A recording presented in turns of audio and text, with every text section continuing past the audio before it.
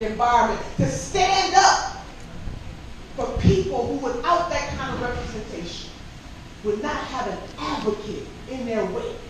Somebody who will not bend to the will of big donors. Somebody who understands that the power that he will have once he wins that office belongs to the people. So without further ado, I bring Roger Mano to the stage.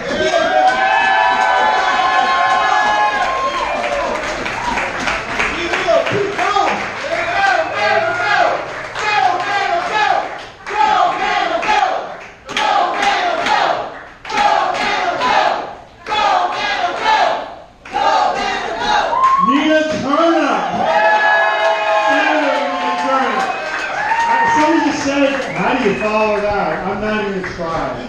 Senator, you came a long way. You've been on a long road to be with us tonight. We're not done. Give up a seat for this lady. Yeah, that's Senator. Somebody give Senator Turner a seat. Thank you. I can't follow that. And I'm stuck between Nina Turner and Ben Jealous. That's a tough place to be. Right.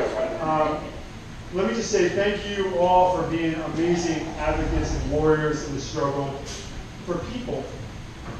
That's what this is about, people.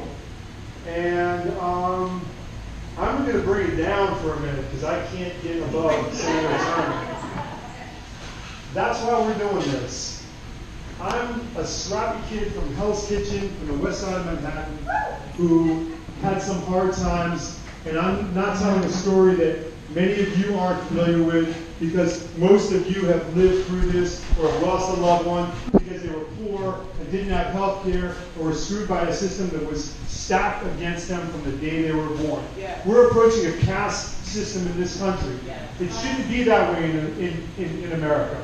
It should never be this hard for people. I lost my dad when I was a little boy. I was 6 years old. He was a carpenter. He built things with his hands. He had no money. We were happy, but he had no health care because he was poor. And that left my beautiful young mother and I in some terrible, terrible times. And I lived in the streets, I was in a group home. I only tell you that, not because I'm proud of it, but because I want you to understand that I get it. I've been there. I made it out of that mess because of good angels who pulled me out of the street, and good social programs. And it's that simple. And that is really what this country is about.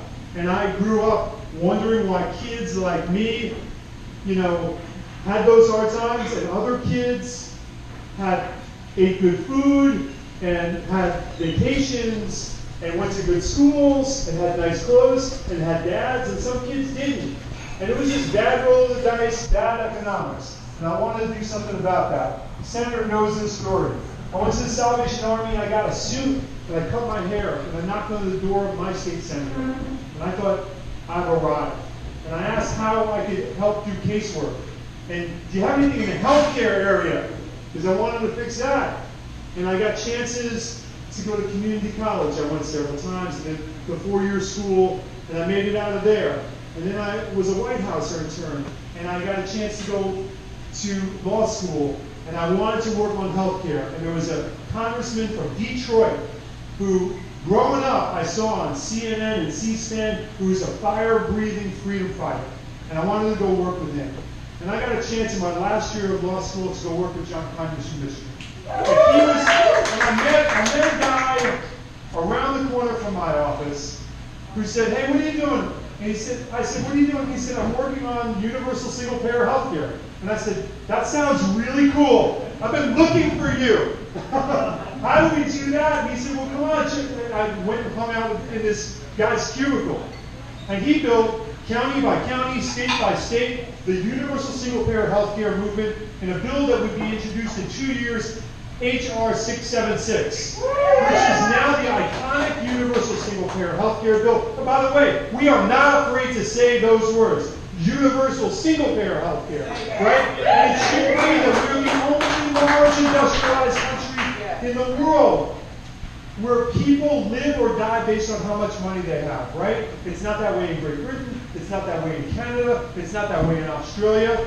And we're going to fix that. So, I'm going to just go down the list of what the great Senator Nina Turner said, right? We're going to give health care back to the people. We need a health care system for everybody. Medicare for all, universal single payer, right? Because health care is a human right.